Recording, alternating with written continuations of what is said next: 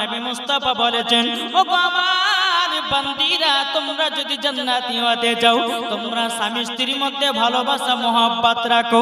আল্লাহ পাক আল্লাহ তাআলা বলতেছি, যেই বাড়িতে স্বামী স্ত্রীর মধ্যে ভালোবাসা মহব্বত থাকে, ওই বাড়িতে আল্লাহ রহমত বর্ষিত হয়।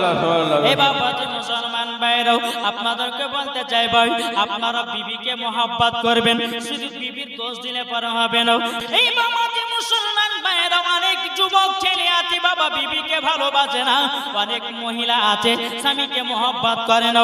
স্বামী থাকতে আর একটা বাবা যে অনলাইনে বাবা ফ্লিপকার্টে অর্ডার করে,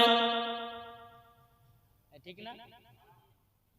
তাই বাবা যে মুসলমান আসুন, আজ আমরা নবী মুস্তাফার আশিক প্রেমিক হয়েছি। আজ এই নবীকে চিনব, মরার পরে জান্নাতি হব। মালদাহতে এক জায়গাতে জলসা করতে গেছিলাম, তুমি ওই জায়গাতে একটা ওয়াজ করছিলাম, বুঝলেন?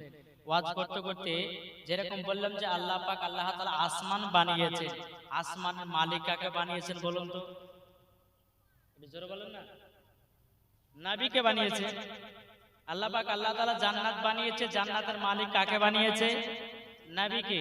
আমি যখন এইরকম ভাবে ওয়াজ করতে লাগলাম, একজন ওয়াহাবি উঠে বলছে, যায় মৌলভী সাহেব আপনি ভুল ওয়াজ করছেন কেন? বলে কেন ভাই? বলছে আল্লাহ আসমান বানিয়েছে, নবীকে তো মালিক বানায়নি। বলে শোনো, আল্লাহ পাক আল্লাহ তাআলা বলতেছে, ইন্না আতাইনাকাল কাউসার। আল্লাহ বলতেছেন, আমি আমার নবী মুস্তাফাকে হাউজে কাউসারের মালিক বানিয়েছি, জান্নাতের মালিক বানিয়েছি। জোরে বলেন না সুবহানাল্লাহ।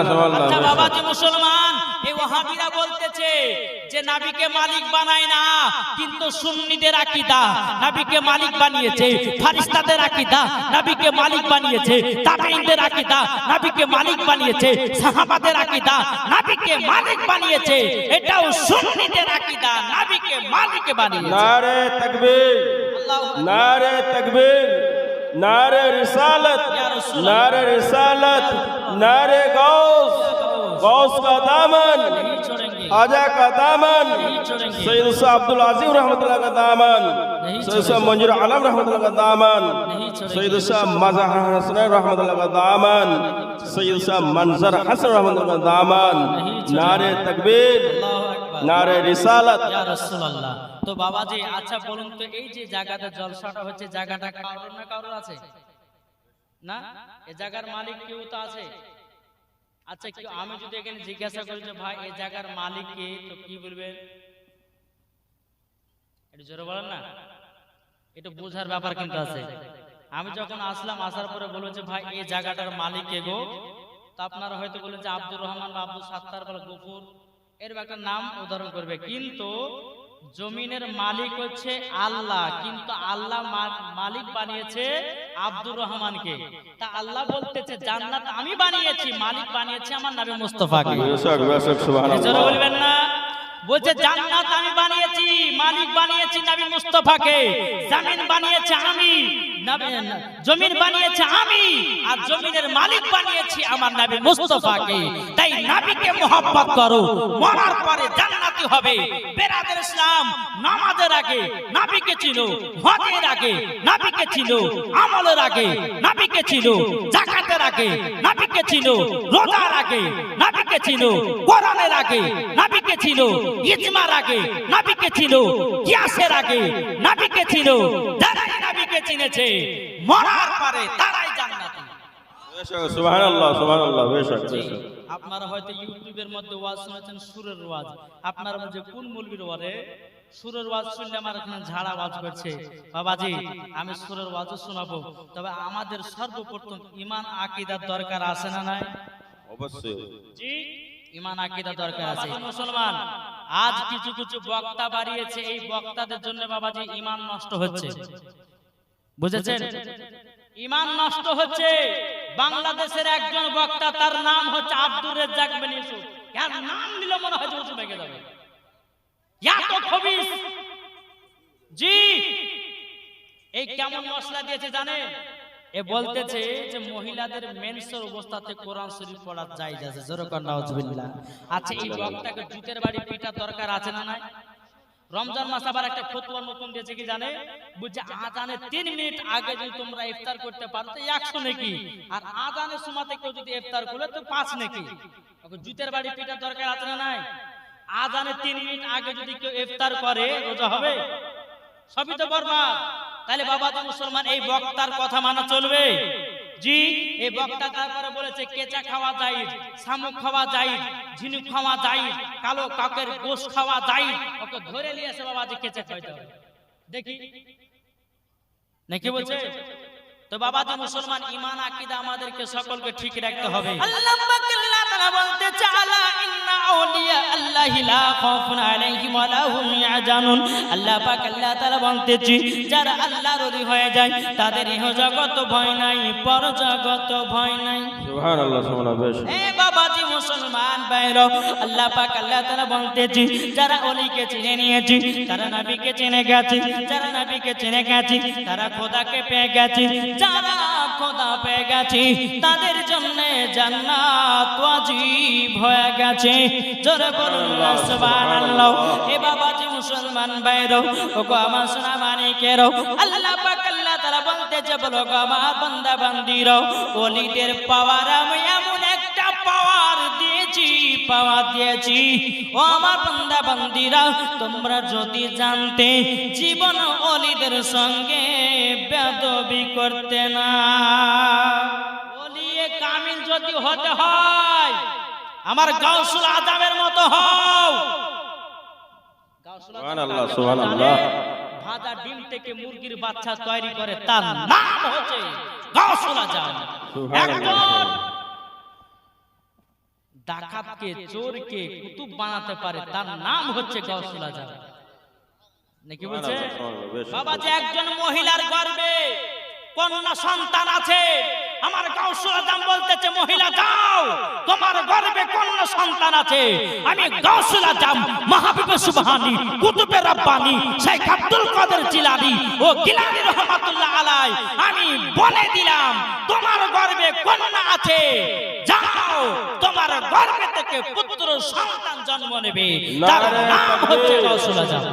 नारे तकबीर, नारे रिसालत, नारे रिसालत, गौस का दामन नहीं छोड़ेंगे, गौस का दामन नहीं छोड़ेंगे, ख्वाजा का दामन नहीं छोड़ेंगे, सैयद साहब अब्दुल आजिम रहमतुल्लाह का दामन नहीं छोड़ेंगे, सैयद साहब मंजूर आलम रहमतुल्लाह का दामन नहीं छोड़ेंगे, सैयद साहब मजहर हसन रहमतुल्लाह का दामन नहीं छोड़ेंगे, उर्स मजहरी, जिंदाबाद, नारे तकबीर, अल्लाहु আকবার, नारे रिसालत। ইয়া রাসূলুল্লাহ। তাহলে বোঝা গেছে আল্লাহর ওলিদের পাওয়ার কত বাবাজি।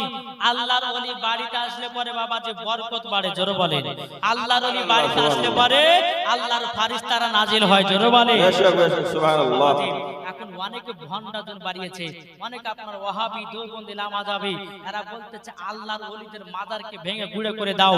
আমি মাওলানা ওবায়দুল ইসলাম জামালি চ্যালেঞ্জ করে গেলাম, কোন বাপের বেটা বাপ যদি মাজারকে ভেঙে দেখাতে পারো, জানবো তোমার বুকের পাটা সাহস আছে। আজ গাউসুল আজমের মাজারের দিকে হাত তুলো, খাজা গরিবের নামাজের দিকে হাত তুলো, আল্লাহ পাক আল্লাহ তোমার সঙ্গে সঙ্গে বিচার করে দিবে। সুবহানাল্লাহ সুবহানাল্লাহ। দেখে বলছে বাবাজি মুসলমান, আল্লাহর ওলিরা কখনো মিথ্যা হয় না, ইনারা সত্য। আর ইনাদের মাধ্যম দিয়ে আমরা নবীগণকে পেয়েছি, ইনাদের মাধ্যম দিয়ে আমরা কোরআনকে পেয়েছি, সুবহানাল্লাহ সুবহানাল্লাহ, হাদিসকে পেয়েছি, ইনাদের মাধ্যম দিয়ে আমরা ইজমাকে পেয়েছি, ইনাদের মাধ্যম দিয়ে আমরা কিয়াসকে পেয়েছি, ইনাদের মাধ্যম দিয়ে নবীর সুন্নাতকে পেয়েছি। সুবহানাল্লাহ সুবহানাল্লাহ। আরে দেওবন্দি ওয়াহাবি কি বোঝে? এরা শুধু বলছে যে নামাজ পড়লে পরে, নামাজ পড়লে পরে। আরে বোকা, আল্লাহর ওলিকে তুমি না চিনলে, নবীকে না চিনলে, তোমার নামাজ পড়া কি লাভ হবে? সারা জীবন ঘটা পড়া হবে। ইবলিস শয়তান 650 কোটি বছর আল্লাহর ইবাদত করেছিল। হ্যাঁ, আমার আল্লাহ বলতেছে আদমকে সিজদা করো, তাজিমে সিজদা। তো ইবলিস বলতেছে, বলে আল্লাহ কেন, কিসের জন্য করব? বলে করো তো। তো বাবাজি আল্লাহ পাক আল্লাহ তাআলা বলতেছে ফাসা জাদু ইল্লা ইবলিস আবা ওয়াস্তাকবারা ওয়া কানা মিনাল কাফিরিন। সমস্ত ফেরেশতারা কি করলেন? সিজদা করলেন। আজাজিল করলো না, ইবলিস করলো না। আল্লাহ বলতেছে এই আজাজিল যাও, তোমার 650 কোটি ইবাদত সব বরবাদ, তুমি কাফের হয়ে গেছো। কেন বলুন তো? ইবলিস বলতেছে, বলে আল্লাহ কেন? বলছে আদমকে তুমি তাজিমে সিজদা করোনি, মানে আমার নবী মুস্তাফা নূর মুহাম্মাদিকে সম্মান করোনি। এটা জোরে বলবেন না? আর এরা বাবা যে ক্যাম্প করতে গেলে পরে এদের বুকে জ্বালা হয়, ওরা ক্যাম্প করতে গেলে বাবা গায়ে চুলকানি উঠে না জি। আর বাবাজি মুসলমান সুন্নিরা খায় বিরানি, ওয়াহাবিদের গায়ে ওঠে চুলকানি। তোমাদের জন্য আশ্চর্য মহলম বাড়িয়েছে, তোমরা 12 রবিউল আউয়ালে তোমরা দেখো আর চুলকার মহলম লাগাও নাকি বলছে। বাবাজি মুসলমান আসুন, আমরা সুন্নি হতে চাই না ওয়াহাবি হতে চাই? এটা হাত তুলে দেখান তো বাবা। আমরা সুন্নি হতে চাই। বাবাজি মুসলমান অনেকে বাবা মানুষ বলে, অনেকে ব্যক্তিরা বলে যে আল্লাহর ওলিরা মরে মাটির সঙ্গে মিশে গেছে। না বাবাজি না, আল্লাহ পাক আল্লাহ তাআলা বলতে আল্লাহর ওলিরাও সকলের মাজারে মাজারে জিন্দা আছে। সুবহানাল্লাহ সুবহানাল্লাহ। এই বাবাজি মুসলমান ভাইরো, আপনার বেরেলভী শরীফের সরজমিনে একজন আল্লাহর ওলি ছিল, তার নাম বাবাজি হযরতে সাবিয়ার কালিয়ারি রহমাতুল্লাহ আলাইহি। কি নাম বললাম? সাবিয়ার কালিয়া রহমাতুল্লাহ আলাইহি। এ বাবাজি তিনার মুরিদেরা একদিন জিজ্ঞাসা করতেছে, বলে হুজুর ফানা কাকে বলে, বাগা কাকে বলে? বাবাজি হযরতে সাবিয়ার কালিয়া রহমাতুল্লাহ আলাইহি বলতেছি, এ মুরিদেরা তোমাদের কাজকে কথাটা আমি বলবো না। একদিন দুদিন তিন দিন যখন পার হয়ে গেল, হযরতে সাবিয়ার কালিয়া রহমাতুল্লাহ আলাইহি সমস্ত মুরিদগণকে ডেকে বলতেছে, গো মুরিদেরাও তোমরা আমাকে বলেছিলে ফানা কাকে বলে, বাগা কাকে বলে, তোমরা শুনে রেখে দাও। আমি যখন দুনিয়া থেকে পর্দার আড়াল হয়ে যাব, আমার ঘরের ভিতরে লাশ কেন থাকবি? তোমরা আমার লাশটাকে কেউ কুসুম দেবে না। বলে কেন? আল্লাহর ফেরেশতারাও আমার লাশটাকে গোসল করে দিবে। জোরে বলুন না সুবহানাল্লাহ। এ বাবাজি সাবিয়ার কালী রহমাতুল্লাহ আলাইহি তিনার মুরিদেরাকে বলতেছে, আমার মুরিদেরা ঘর থেকে আমার লাশটাকে বের করে জানাজার মাঠে নিয়ে যাবে। পশ্চিম দিক থেকে একটা উটের উপরে একজন ব্যক্তি আসবে, তার চেহারা থাকবে পর্দা। ওই ব্যক্তি এসে আমার জানাজার নামাজ পড়াবে। সুবহানাল্লাহ। বাবা কুসুম দাও। হযরতে সাবিয়ার কালিয়া রহমাতুল্লাহ আলাইহি লাশটাকে যখন বাবা বের করা হলো, একটা ফাঁকা ময়দানে নিয়ে যাওয়া হলো। বাবাজি তিনার অপেক্ষা দাঁড়িয়ে আছে, কে পশ্চিম দিক থেকে একটা উটের উপরে বাবু একজন সওয়ারি আসবেন, তার মুখ থাকবে ঢাকাও। ওনার অপেক্ষায় সমস্ত মুরিদেরা দাঁড়িয়ে আছে। 1 ঘন্টা হয়ে যায়, 2 ঘন্টা হয়ে যায়, কিছুক্ষণ পরে বাবাজি ওই ব্যক্তিটা পশ্চিম দিক থেকে উটের উপরে বাবা টুক টুক টুক টুক করে আপনার চলে আসতেছে। আসার পরে বলতেছে, বলে হুজুর আপনার অপেক্ষায় আমরা দাঁড়িয়ে আছি, আমাদের হুজুরের জানাজা নামাজটা পড়িয়ে দিন। বাবাজি যে উটের উপরে উঠেছিল, উনি আপনার উট থেকে নেমে হযরতে সাবিয়ার কালিয়া রহমাতুল্লাহ আলাইহির জানাজার নামাজটা পড়িয়ে দিলেন। পড়িয়ে দেওয়ার পরে বেরাদার সমস্ত মুরিদেরা বলছে, হুজুর আমাদের সাবিয়ার কালিয়া রহমাতুল্লাহ আলাইহির একটা জীবনের কিতাব লিখবো, আপনার নামটা বলুন না। আমার হুজুরের জানাজা আপনি পড়িয়েছেন, এটাও আমরা কিতাবের মধ্যে তুলতে চাই। আর যদি আপনি না বলেন, আমাদের কিতাবটা আধা থেকে যাবে, সম্পূর্ণ হবে না। বাবাজি মুসলমান সেই ব্যক্তিটা বলতেছে, বলো গো মুরিদেরা তোমরা শুনে রেখে দাও, আমার পরিচয় নিতে হবে না, আমার নাম লিখতে হবে না। একটা মুরিদ কি করেছেন, তিনার মুখ থেকে পর্দাটা সরিয়ে দিয়েছে।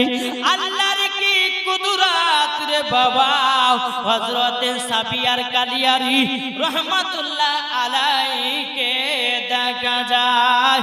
জোরে বলুন না সুবহানাল্লাহ।